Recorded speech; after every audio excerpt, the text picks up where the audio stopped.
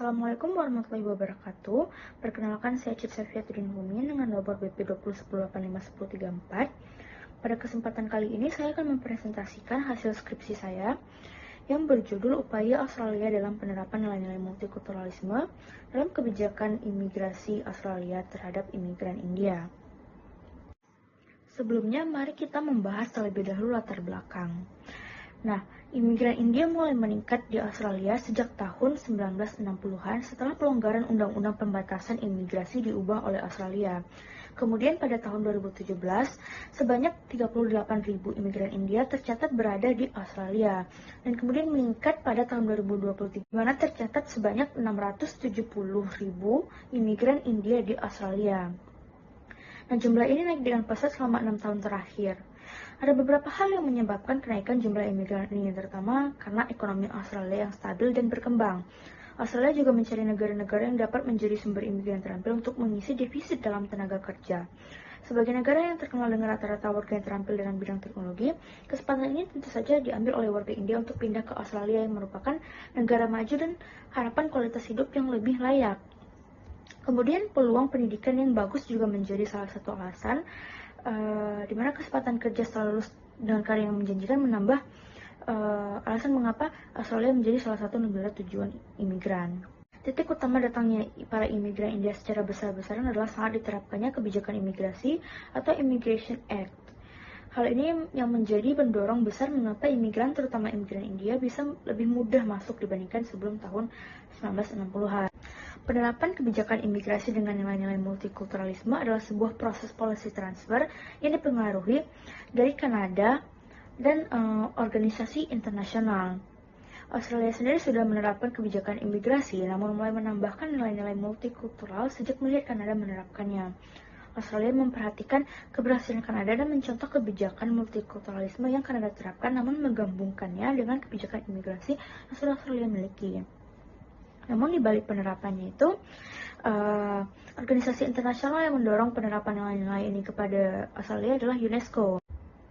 Saat awal dibentuk, kebijakan imigrasi Australia digunakan untuk memenuhi kebutuhan ekonomi, sosial, dan demografis negara. Program ini dibagi menjadi dua kategori utama, yaitu program imigrasi permanen dan program migrasi pengungsi dan kemanusiaan. Penerapan nilai-nilai multikultural berada di kategori yang pertama, yaitu imigrasi permanen. Terlepas dari penerapan nilai-nilai multikultural di dalam kebijakan imigrasi, diskriminasi dan rasisme tidak sepenuhnya terhapuskan. Masalah kemudian muncul saat semakin banyak imigran India yang masuk. Para imigran dari Asia, terutama India, menjadi target dari diskriminasi dan rasisme, mulai dari warna kulit, pakaian, ras, dan agama yang berbeda. Beberapa ketidakadilan yang diterima oleh orang-orang India mulai sering terjadi. Nah, tahun 2019 saat COVID-19 melanda, muncul larangan perjalanan antara India dan Australia, di mana orang-orang India yang merupakan warga Australia dan sedang berada di India dilarang pulang ke Australia. Pada tahun 2009 dan 2010 terjadi serangan terhadap imigran India di Melbourne yang mengakibatkan protes pemberitaan dan menurunnya pelajar yang mendaftar di Australia. Pada tahun 2021, salah satu mantan pemain kriket untuk Australia mengatakan bahwa ia mengalami perlakuan rasis saat masih menjadi pemain. Ia mengatakan para pemain Asia Selatan berulang kali menjadi sasaran ejekan dan pelecehan rasis di ruang ganti dan penonton pertandingan. Kedatangan imigran yang bertambah semestinya membawa banyak manfaat untuk Australia, namun di balik suksesnya masih terjadi rasisme dan diskriminasi. Namun di balik suksesnya kebijakan imigrasi, rasisme dan diskriminasi menjadi masalah baru di Australia. Walaupun hidup berdampingan, perlakuan tidak menyenangkan terus dialami oleh imigran India, baik di lingkungan kerja maupun sekolah. Kebijakan imigrasi di satu sisi membuka pintu untuk imigran India, namun menimbulkan konflik horizontal di Australia. Konflik dalam bentuk rasisme dan diskriminasi yang terus terjadi terhadap imigran India. Nah, kemudian masuk ke dalam rumusan masalah, kedatangan imigran India secara besar-besaran memberi dampak baik bagi Australia. Penerapan kebijakan ini memudahkan pekerja imigran terlatih masuk ke Australia tanpa harus melewati proses yang sulit karena perbedaan ras dan budaya.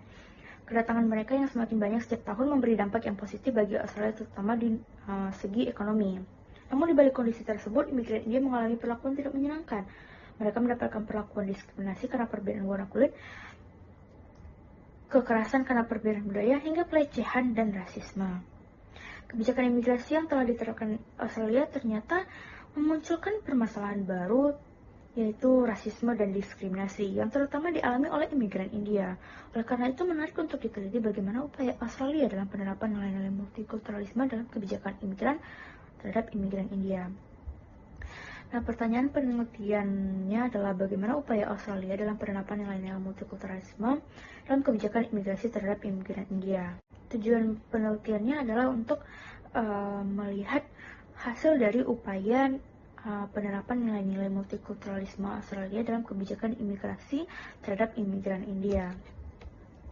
Kemudian manfaat penelitiannya secara akademis, penelitian ini bermanfaat sebagai literatur dalam pengembangan studi hubungan internasional terkhusus bagi mahasiswa mengenai penerapan sebuah kebijakan oleh negara untuk negara dan masyarakat internasional.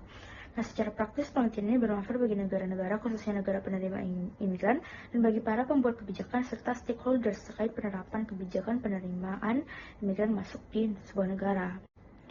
Kemudian studi pustaka, peneliti menggunakan 5 artikel jurnal dalam penelitian ini. Yang pertama itu adalah artikel jurnal oleh Val Pritzker, A New Era in Australian Multiculturalism from Working Class Ethnics to a Multicultural Middle Class. Kemudian artikel jurnal oleh Lila Berkes yang berjudul The Development and Meaning of the Concept of Multiculturalism. Yang ketiga ada artikel jurnal oleh Jawad Sheikh dan Robert Kamar yang berjudul What is the Australian Model for Managing Cultural Diversity. Kemudian yang keempat ada artikel jurnal oleh Laksiri Jaya Surya yang berjudul Rethinking Australian Multiculturalism Towards a New Paradigm. Kemudian terakhir ada artikel jurnal oleh Irene Blumrad, Anna Korteweg, dan Gokshe Yartukul yang berjudul Citizenship and Immigration, Multiculturalism, Assimilation, and Challenges to the Nation State. Nah, kemudian kerangka konsep. Konsep yang peneliti gunakan dalam penelitian ini adalah International Policy Transfer. Penemu konsep ini adalah Dolowitz dan Marsh dalam penelitiannya yang berjudul What Have We Learned from Policy Transfer Research. Dolowitz dan Marsh menunjukkan bahwa kebijakan dapat dipindahkan dan diadopsi dalam konteks yang berbeda-beda, serta bagaimana proses ini dapat memfasilitasi pembelajaran dan perbaikan kebijakan. Policy transfer kemudian menjadi alat analisis dalam bidang publik yang membantu memahami bagaimana kebijakan dapat dipindahkan dan diadopsi dalam berbagai konteks. Dolowitz dan Marsh mendefinisikan policy transfer sebagai proses di mana pengetahuan tentang kebijakan, pengaturan administratif, lembaga dan ide dalam suatu sistem politik digunakan dalam pengembangan kebijakan, pengaturan administratif, lembaga dan ide dari sistem politik lainnya. Objek dari konsep transfer melibatkan kebijakan, institusi, ideologi, atau justifikasi dan sikap atau ide. Nah, prosesnya juga melibatkan pembelajaran melalui pertukaran ide, informasi, dan keahlian antar aktor yang memfasilitasi terjadinya proses transfer. Konsep ini tidak hanya dilakukan oleh negara, namun juga organisasi internasional atau individu yang berperan sebagai seorang policy ambassador. Organisasi internasional umumnya bisa memiliki peran besar dalam terjadinya policy transfer. Mereka bisa menjadi sebuah pendorong terjadinya policy transfer di suatu negara. Nah, khususnya di Australia, UNESCO menjadi organisasi internasional yang mendorong terjadinya policy transfer. Nah, kemudian ada 6 indikator terjadinya policy transfer. Yang pertama itu adalah aktor yang merupakan kunci dari suatu policy transfer. Nah, aktor ini bisa jadi pemerintah, NGO, bahkan individu yang berpengaruh. Kemudian ada pembelajaran kebijakan. Aktor akan mempelajari masalah dan kebijakan yang cocok untuk mengatasi sebuah masalah. Kemudian ada jenis kebijakan. Aktor akan menganalisis tentang kebijakan yang cocok untuk ditransfer sesuai dengan nilai dan ideologi yang sudah ada di negaranya. Kemudian adaptasi kebijakan, di mana kebijakan akan ditransfer disesuaikan dan kemudian ada adaptasi kebijakan, di mana kebijakan yang akan ditransfer disesuaikan dan diadaptasi sesuai kebutuhan negara. Kemudian ada keberhasilan implementasi, adanya evaluasi terkait keberhasilan kebijakan yang telah ditransfer, seperti dampak dan pandangan masyarakat terhadap kebijakan tersebut. Kemudian penilaian kinerja. Yang terakhir, kemudian penilaian kinerja, di mana akan melihat apakah kebijakan yang telah ditransfer cocok untuk diterapkan dan memberi hasil yang diharapkan. Pada penelitian, kemudian metode penelitiannya adalah kualitatif dan jenis penelitiannya adalah deskriptif analisis. Batasan penelitiannya adalah tahun 2017 sampai dengan tahun 2023. Unit analisis dalam penelitian ini adalah kebijakan imigrasi Australia. Unit ekspansinya adalah penerapan nilai-nilai multikulturalisme terhadap imigran India, dan level analisisnya berada di level negara. Nah, tadi pengumpulan data pada penelitian ini menggunakan studi perpustakaan, situs resmi pemerintah Australia, dan informasi dari kanal berita internasional dengan kata kunci Australia, Immigration Policy, Multicultural, Indian Immigrant, Racism, Discrimination, and Violence. Teknik analisis data menggunakan reduksi data, penyajian data, dan penarikan kesimpulan. Kemudian sistematika penulisan bab 1 akan menjelaskan mengenai pendahuluan, bab 2 akan menjelaskan mengenai isu dan kebijakan imigrasi Australia, bab 3 akan menjelaskan mengenai kebijakan imigrasi dengan nilai-nilai multikulturalisme di Australia. Kemudian bab 4 adalah upaya Australia dalam penerapan nilai-nilai multikulturalisme terhadap kebijakan imigrasi Australia. Kemudian bab 5 adalah penutupan.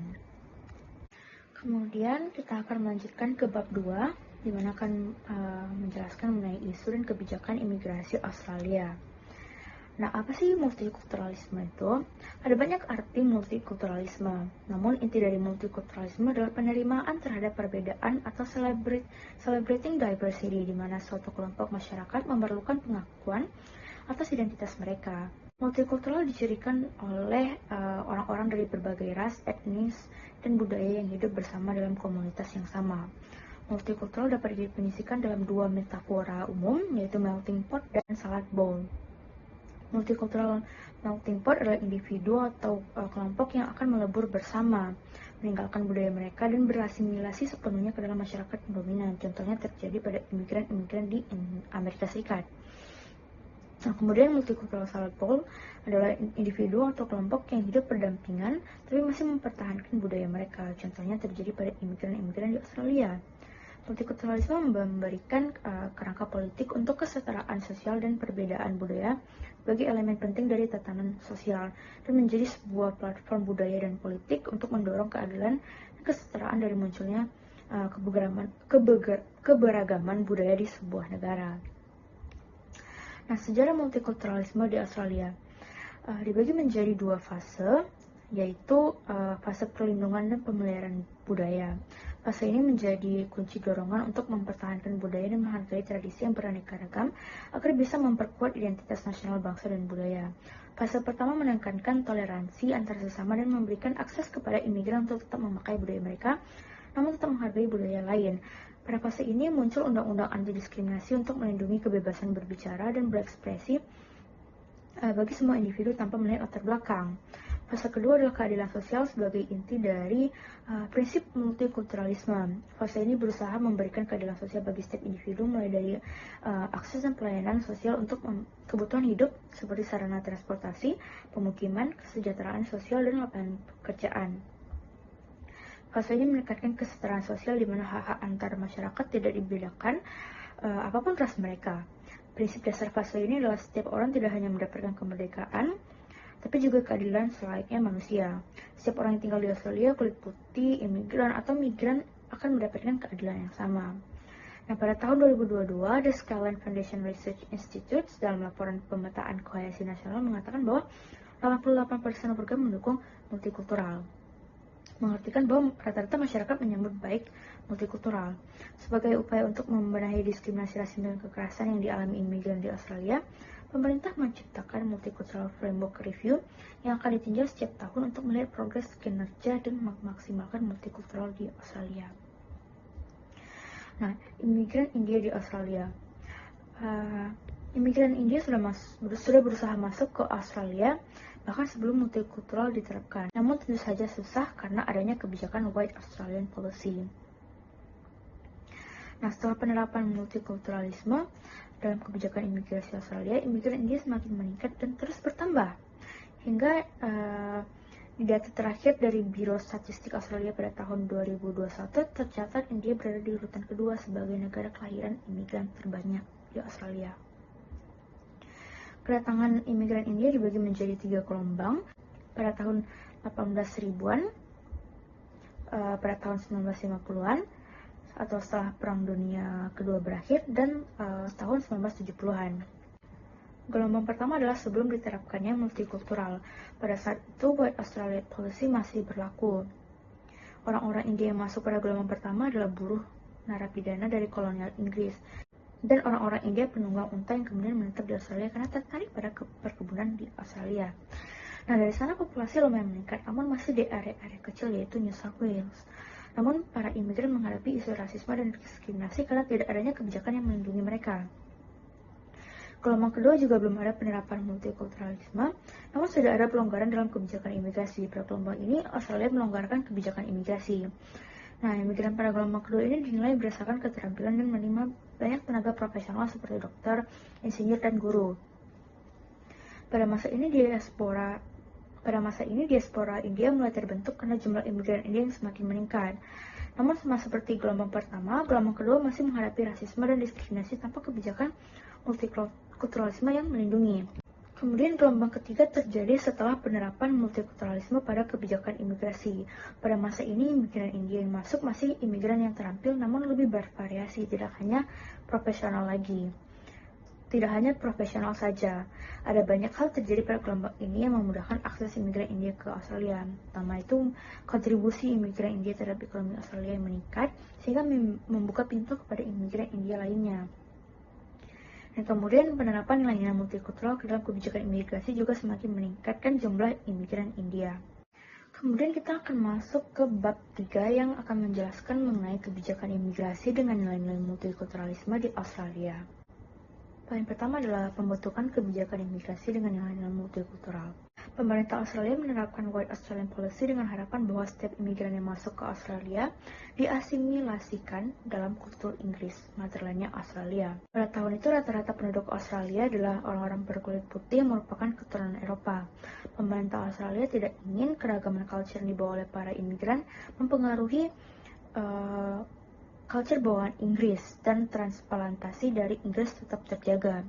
Australia melihat bahwa keragaman culture yang terdapat di negaranya mengancam etnis kulit putih ras Eropa dan ingin membuat kebijakan yang dapat melindungi agar peninggalan dari Inggris tidak tercampur dan hilang karena datangnya imigran dari non-Eropa. Nah, penerapan White Australian Policy tentu saja dinilai rasis. Australia dinilai takut dan merasa terancam dengan ras lain, terutama ras Asia yang dikenal sebagai pekerja keras. Pemerintah Australia juga dikatakan hanya ingin menerima orang keturunan Eropa sebagai pemegang kendali di pemerintahan.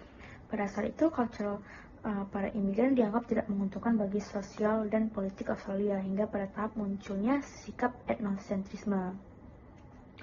Kemudian lambat laun pemerintah mulai menyadari bahwa White Australian Policy tidak cocok dan tidak relevan lagi diterapkan di Australia, terutama setelah Australia merasa kekurangan sumber daya manusia untuk tenaga kerja. Australia kemudian mencari kebijakan baru yang dapat memberi akses kepada imigran namun juga melindungi mereka di Australia. Australia mendapatkan dorongan dari organisasi internasional, yaitu dari UNESCO, untuk menerapkan multikultural yang mendukung keragaman. UNESCO melakukan promosi dan edukasi melalui forum-forum internasional untuk menyebarluaskan multikulturalisme kepada negara-negara, namun tidak ada paksaan yang mengancam. Pada akhir 1960-an, White Australian Policy akhirnya dihapus karena dinilai gagal dan tidak cocok untuk diterapkan di Australia. Pada saat bersamaan, orang-orang Eropa di Australia kembali ke tanah air mereka, menimbulkan kecemasan bagi Australia karena mereka kehilangan tenaga kerja. Pada saat itu, gelombang kedua imigran India terjadi. Nah, Australia melonggarkan kebijakan imigrasi dan menerima imigran berdasarkan keterampilan atau kontribusi apa yang dapat mereka beri. Kemudian Australia Kemudian multikultural muncul sebagai respon terhadap kegagalan dan ketidaksesuaian White Australian Policy dalam menghadapi realitas sosial, ekonomi, dan demografis Australia. Visa keterampilan yang awalnya masih mempertimbangkan ras berubah hanya melihat keterampilan. Nah, kemudian pada 1972, ketika Gough Whitlam menjabat sebagai Perdana Menteri, ia menginisiasikan multikultural sebagai kebijakan nasional. Whiteland memberi kesempatan untuk merubah kebijakan di waktu banyaknya imigran yang masuk untuk mengumpulkan imigran terlatih. Pada masa pemerintahan Whiteland, Menteri Imigrasi Al Grasby juga memainkan peran penting dalam mendukung multikulturalisme. Al Grasby mengeluarkan kebijakan reunifikasi keluarga untuk menyatukan keluarga yang terpisah dan menghapuskan praktik diskriminasi dalam Undang-Undang Imigrasi dan Kewarganegaraan. Selama masa pemerintahannya, Perdana Menteri Whiteland berjanji untuk menghapus segala bentuk diskriminasi ras dari undang-undang negara, lembaga hukum, dan sikap masyarakat kulit putih. Al Grasby juga membuat istilah The Family of Nation yang bertujuan untuk menghormati kehadiran imigran, karena kehadiran mereka memberi keragaman etnik di Australia bisa menimbulkan kemajuan budaya. White Australian Policy secara resmi dihapus pada tahun 1973 dan Australia diakui sebagai negara multikultural. Kebijakan imigrasi mulai diisi dengan nilai-nilai multikultural yang menerima imigran tanpa melihat ras. Nah, mulai saat itu, pemerintah lebih memperhatikan individu yang memiliki kemampuan dan kontribusi terhadap imigran Australia dibandingkan ras dan warna kulitnya. Kemudian, penerapan kebijakan imigrasi dengan nilai-nilai multikultural. Banyaknya imigran yang masuk mendandakan sambutan yang baik terhadap penerapan kebijakan imigrasi dengan nilai-nilai multikultural. Pada masa ini, Australia sudah membuat kebijakan imigrasi permanen yang memprioritaskan tiga tipe imigran. Imigran terampil, reuni keluarga, dan kelayakan khusus. Nah, jalur imigran terampil memudahkan imigran India terampil untuk mendapatkan tempat tinggal permanen dan memberikan stabilitas jangka panjang dengan akses ke layanan sosial. Jalur reuni keluarga memberikan akses imigran yang sudah lebih dulu berada di Australia untuk membawa anggota keluarganya ke Australia. Jalur ini bertujuan untuk menyatukan kembali keluarga yang terpisah. Jalur terakhir, yaitu kelayakan khusus, adalah jalur untuk individu yang pernah bertugas di Angkatan Bersenjata Australia. Nah, hubungan antara kebijakan imigrasi dan nilai-nilai multikultural adalah bagaimana kedua hal tersebut dapat saling membantu. Penerapan nilai-nilai multikulturalisme dalam kebijakan imigrasi berfokus pada bagaimana multikultural dapat mendukung kebijakan imigrasi. Dalam upaya penerapan nilai-nilai multikultural, pemerintah membuat program-program yang menyetarakan hak-hak dan keadilan bagi semua individu atau kelompok di Australia. Khususnya untuk multikultural, pemerintah menciptakan Australian Multicultural Framework yang merancang program atau kebijakan dan memperhatikan kendala pada multikultural.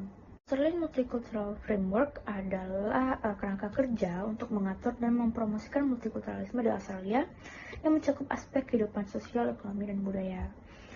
Kerangka ini bertujuan untuk menciptakan masyarakat yang inklusif dan harmonis, di mana semua individu dari latar belakang yang berbeda memiliki kesempatan untuk berpartisipasi dalam kehidupan masyarakat. Kunci dari framework ini adalah keterlibatan masyarakat dalam proses pengambilan keputusan. Melalui konsultasi publik dan partisipasi komunitas, kerangka kerja ini memastikan bahwa suara semua kelompok etnis dan budaya didengar dan dipertimbangkan dalam perumusan kebijakan. Australian Multicultural Framework berubah beberapa tahun sekali menyesuaikan dengan perkembangan dan kondisi sosial. Namun, setiap 5 tahun sekali, pemerintah akan melakukan evaluasi terhadap implementasi kerangka kinerja ini, yang akan menghasilkan laporan kepada parlemen mengenai kemajuan yang dicapai oleh lembaga-lembaga dalam menerapkan kebijakan multikultural. Nah, Australian Multicultural Framework memiliki poin-poin utama kerangka kerja: konsultasi komprehensif, teman dan tujuan inti, rekomendasi kebijakan, dan komitmen pemerintah. Pertama, konsultasi komprehensif adalah tinjauan yang melibatkan konsultasi dengan lebih dari 1.000 individu dan 750 organisasi melalui 200 acara di seluruh negeri, yang mencerminkan beragam perspektif komunitas. Yang kedua adalah tema dan tujuan inti yang terbagi menjadi 3: kohesi sosial yang memperkuat ikatan komunitas dengan meningkatkan nilai-nilai rasa hormat, persatuan, dan saling pengertian. Ketiga, rekomendasi kebijakan yang mengusulkan kerangka kerja multi-decade untuk mengatasi berbagai masalah seperti kesenjangan sosial dan tantangan demografi yang terus berkembang. Keempat, komitmen pemerintah dalam melaksanakan program dari kerangka kerja. Komitmen ini diperlukan untuk terus meneruskan dan memperbaiki kebijakan agar multikultural terus berkembang di Australia, menjadi salah satu poin utama jalannya kerangka kerja. Kerangka kerja ini memiliki beberapa program utama yang berkelanjutan, meskipun akan terus diperbarui dalam beberapa tahun. Pertama itu ada Harmony Day, di mana Harmony Day ini dirayakan setiap tanggal 21 Maret untuk mempromosikan pesan toleransi, saling menghormati, dan rasa memiliki di antara semua warga negara. Harmony Day melibatkan berbagai kegiatan yang merayakan keragaman budaya dan mengedukasi masyarakat tentang pentingnya inklusi. Pada Harmony Day, sekolah, tempat kerja, dan masyarakat menyelenggarakan acara seperti festival, makanan multikultural, dan pertunjukan untuk merayakan keragaman budaya. Kemudian ada National Multicultural Day yang dirayakan pada Februari selama 3 hari di Canberra. National Multicultural Day merupakan festival multikultural yang merayakan keberagaman dengan kurang lebih dari 170 budaya, 300 kelompok pertunjukan, dan 264 stand dari berbagai kelompok masyarakat. Festival ini bertujuan untuk mempromosikan dan melestarikan keberagaman budaya dan menyediakan ruang bagi kelompok untuk memamerkan budaya-budaya mereka. Kemudian ada Adult Immigrant English Program yang dirancang untuk membantu imigran atau migran belajar bahasa Inggris sehingga mereka dapat berpartisipasi secara aktif dalam kehidupan sosial dan ekonomi Australia. Program ini dikhususkan kepada masyarakat yang merupakan permanent resident, pemegang visa sementara, atau warga negara yang sebelumnya memegang visa yang memenuhi syarat. Nah, AMEP diberikan di lebih dari 300 lokasi di seluruh Australia, termasuk daerah perkotaan, regional, dan terpencil. Kursus ini diberikan gratis dan dapat dilakukan secara tatap muka atau daring. Kemudian ada program dialog antar budaya yang bertujuan untuk melakukan dialog langsung antar budaya. Program ini umumnya berlangsung di lapangan dengan mengadakan diskusi, seminar, kunjungan, pelatihan, hingga kegiatan sosial. Salah satu program dari dialog antar budaya juga ada National Unity Week, merupakan program yang dibuat pada tahun 2014 dan dirayakan pada bulan Oktober. Kegiatan ini dibuat sebagai respon terhadap laporan diskriminasi dan kekerasan terhadap komunitas tertentu. Beberapa acara untuk merayakannya adalah parade, festival, dan makan bersama. Nah, program-program tersebut merupakan beberapa upaya pemerintah Australia dalam menerapkan nilai-nilai multikulturalisme dalam usaha mendorong kebijakan imigrasi yang menerima berbagai ras dan etnis. Program-program dari kerangka kerja ini berkelanjutan karena difokuskan untuk meningkatkan rasa toleransi, menghormati antar budaya, dan promosi aktivitas.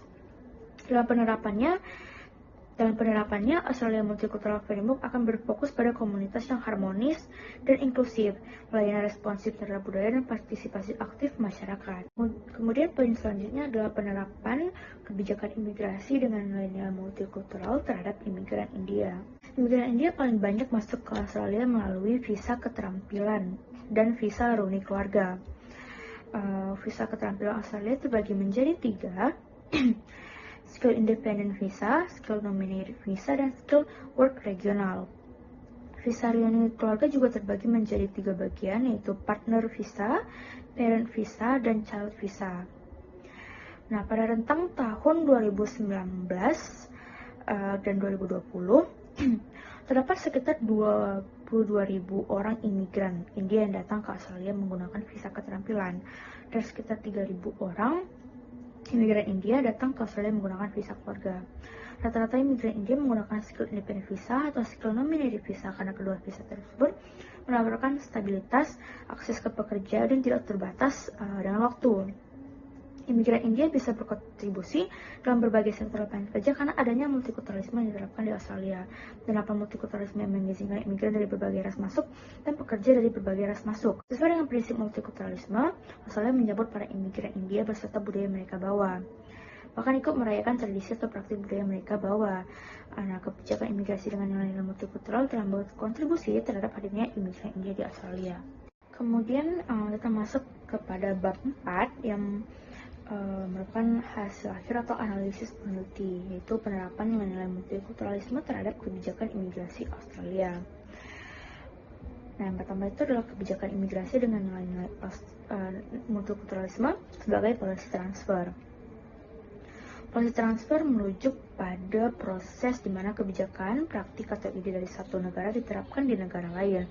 Proses ini melibatkan pengambilan, adaptasi, dan penerapan kebijakan yang telah terbukti efektif di tempat lain atau mengatasi masalah serupa di lokasi yang lain.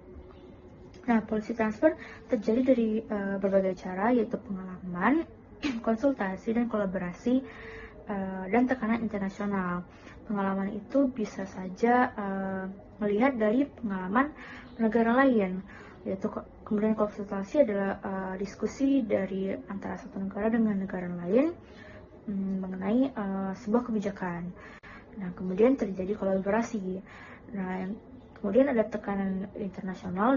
Suatu policy transfer terjadi karena adanya paksaan atau tekanan dari pihak-pihak lain seperti organisasi internasional atau bahkan negara lainnya. Sebelum Australia, penerapan multikultural sudah dilakukan sebelumnya oleh Kanada pada tahun 1971 untuk menekankan penerimaan dan perayaan keragaman budaya di Kanada. Kemudian Australia mulai mengadopsi multikulturalisme pada akhir 1970-an yang terinspirasi oleh keberhasilan Kanada dalam mengelola keberagaman budayanya. Terdapat beberapa alasan mengapa proses ini adalah sebuah policy transfer. Pada penerapannya, Australia mencermati model multikulturalisme negara lain, khususnya Kanada yang lebih berhasil dan telah dikenal dengan pendekatan terstrukturnya dalam mengelola keberagaman. Australia mempelajari keberhasilan dan tantangan yang dihadapi Kanada dalam menerapkan kebijakan multikultural.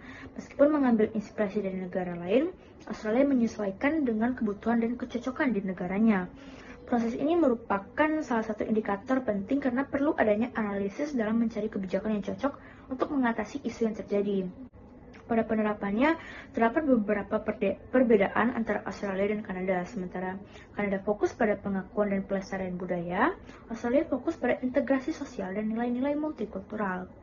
Hal ini juga disebabkan karena isu yang berbeda. Australia ingin keragaman budaya dan imigrasi menjadi kesatuan yang dapat berbaur di Australia, sementara Kanada tetap melestarikan warisan budaya namun tetap mendukung hak-hak imigran. Nah, terdapat dua kategori policy transfer, yaitu voluntary dan coercive. Terjadinya policy transfer di Australia itu adalah sebuah voluntary, karena tidak ada paksaan dari pihak manapun.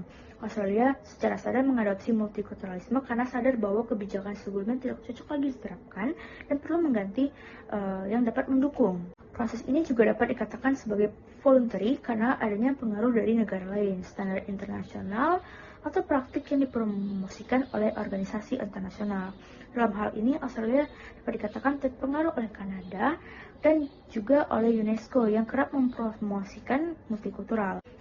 Terdapat beberapa aktor dalam proses policy transfer di Australia.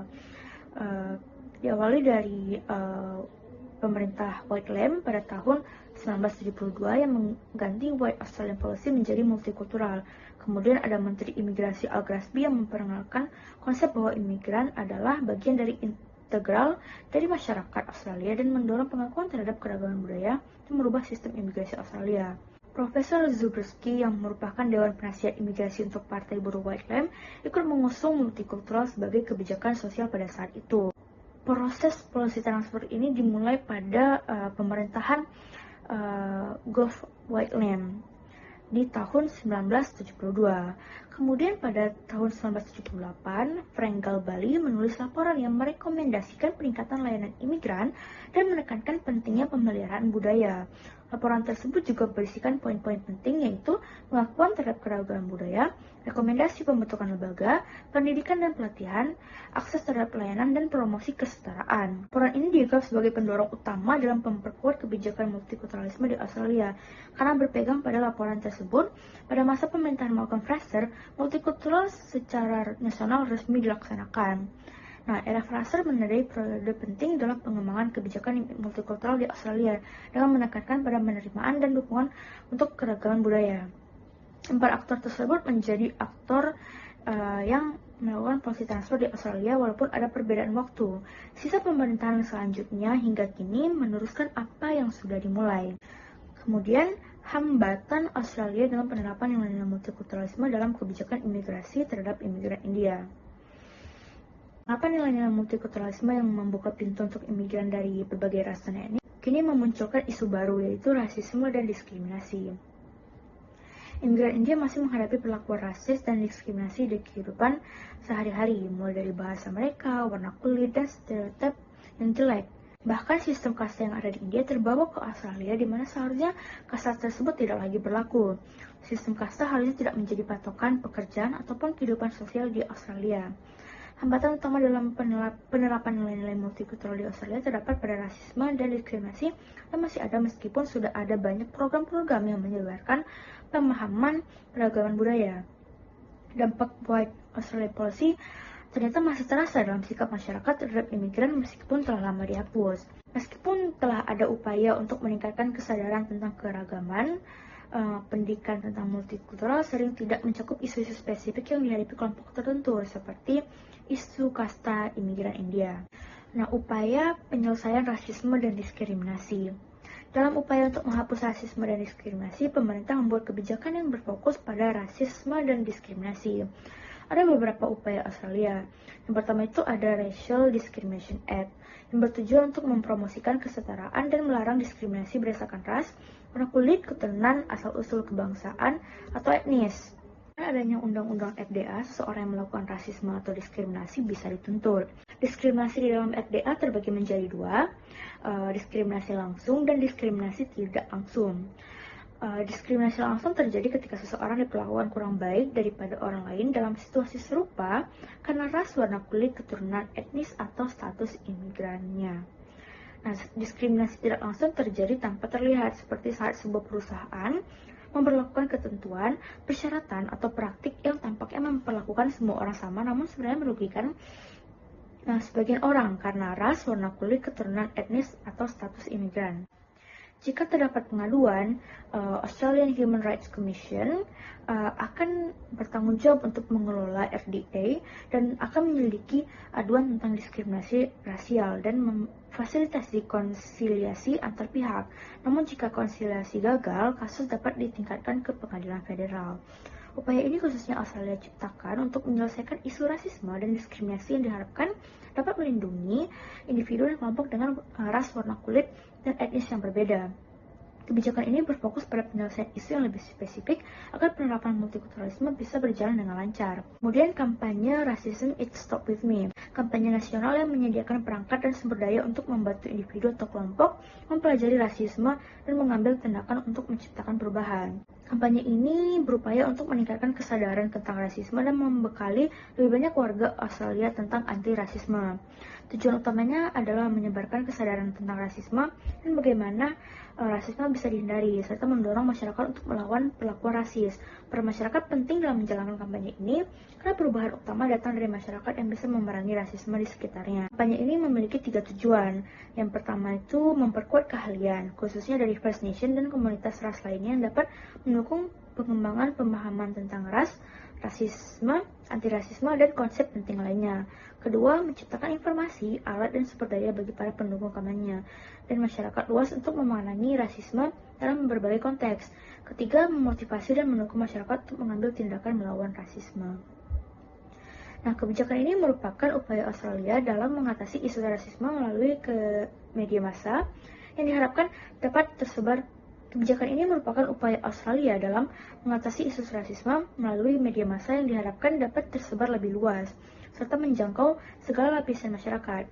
Pemerintah Australia melalui kampanye ini juga berharap bahwa semakin banyak orang-orang yang mengambil peran aktif dalam menghentikan rasisme. Kemudian ada Workplace Diversity Policy yang dibuat berdasarkan undang-undang nasional dan negara bagian yang mengharuskan pemberi kerja untuk menciptakan tempat kerja yang bebas dari diskriminasi. Sasaran utamanya adalah tempat kerja dengan misi membangun lingkungan kerja yang inklusif di mana semua individu dihargai dan diperlakukan dengan adil tanpa memandang latar belakang ras, etnis, dan gender. Kebijakan ini bertujuan untuk memastikan bahwa semua karyawan merasa dihargai dan memiliki kesempatan yang sama untuk berkontribusi dan berkembang dalam organisasi. Implementasi Workplace Diversity Policy melalui beberapa tahap, yaitu rekrutmen dan seleksi, pelatihan kesadaran keragaman, dan monitoring serta evaluasi. Rekrutmen dan seleksi diharapkan dapat dipraktikkan oleh tempat kerja untuk melakukan rekrutmen yang adil dan transparan, memastikan bahwa semua kandidat memiliki kesempatan yang sama.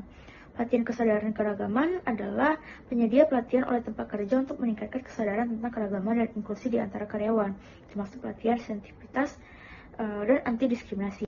Monitoring dan evaluasi, di mana tempat kerja perlu memantau dan mengevaluasi efektivitas kebijakan keragaman mereka, termasuk mengumpulkan umpan balik dari karyawan dan melakukan survei untuk menilai suasana kerja.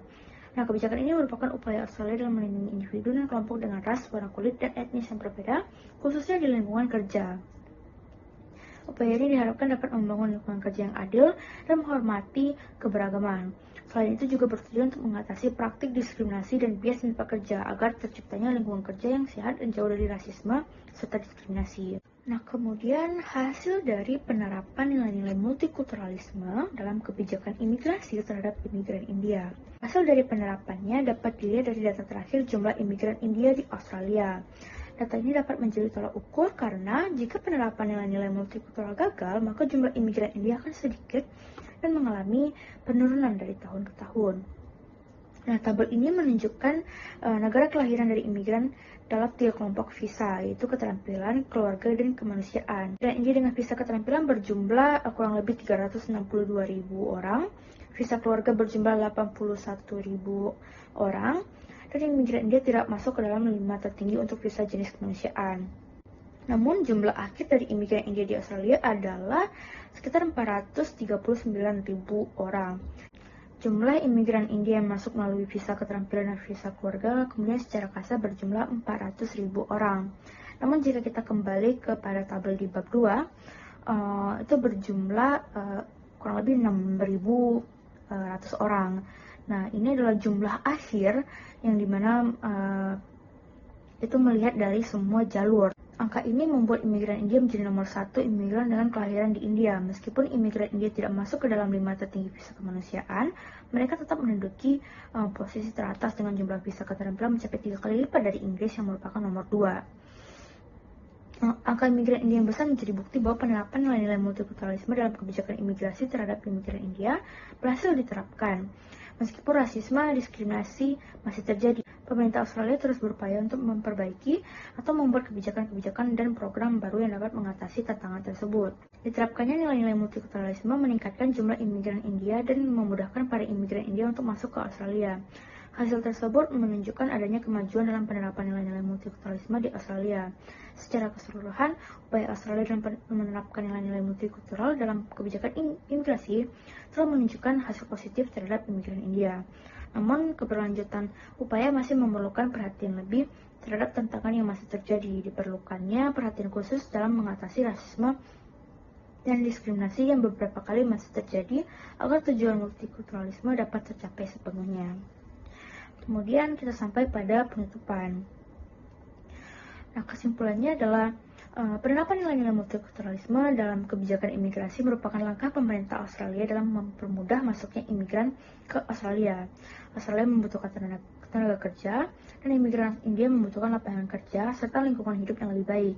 Namun, Australia memiliki kebijakan yang tidak mendukung masuknya imigran India. Akhirnya Australia menerapkan kebijakan baru yang mempermudah masuk imigran India. Tetapi dengan kebijakan baru, muncul isu baru yaitu rasisme. Tetapi dengan kebijakan baru, muncul isu baru yaitu rasisme dan diskriminasi. Pemerintah kemudian membuat kebijakan baru lagi untuk memerangi rasisme dan diskriminasi. Pada akhirnya jumlah imigran India tetap meningkat di Australia, menunjukkan bahwa walaupun diterpa isu rasis dan diskriminasi, angka imigran India tetap meningkat. Menyimpulkan bahwa penerapan nilai-nilai multikultural dalam kebijakan imigrasi berhasil diterapkan, namun masih membutuhkan perhatian khusus untuk mengatasi rasisme dan diskriminasi. Nah, saran dari peneliti adalah ada baiknya pemerintah Australia juga memberi perhatian kepada warga yang sudah lebih dulu berada di Australia, karena selama ini pemerintah hanya berfokus bagaimana imigran dapat diterima di negaranya, namun tidak memperhatikan bagaimana penduduk yang sudah lebih dulu berada di Australia dapat beradaptasi dengan masuknya imigran-imigran yang terus meningkat setiap tahunnya, dan bagaimana mereka harus menghadapi keberagaman budaya yang dibawa oleh para imigran-imigran tersebut.